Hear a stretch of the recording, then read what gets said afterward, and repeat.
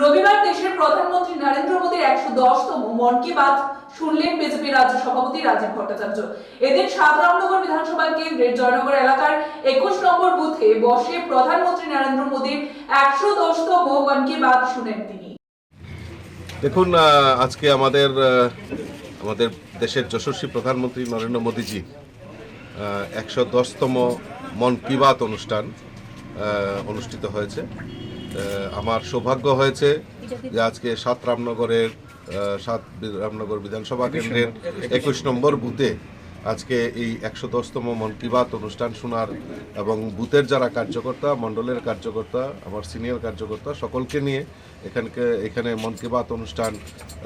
অংশগ্রহণ করতে পেরে নিজেকে ধন্য মনে করছি। এবং মাননীয় দেশের প্রধানমন্ত্রী নরেন্দ্র মোদীজি এই সমাজকে আরও জাগ্রত করে সমাজের প্রত্যেকটা অংশের মানুষের মধ্যে যে সরকারি সুযোগ সুবিধা এবং সমাজের জন্য কাজ করা সেগুলি উনি তুলে ধরেছেন এবং আমাদেরকে অনুপ্রাণিত করেছেন এবং সারা দেশের সামনে সেটা উনি রেখেছেন যে সমাজের জন্য কাজ করা, সমাজের প্রত্যেকটা অংশের মানুষের জন্য, চাহে গরিব হোক, চাহে যারা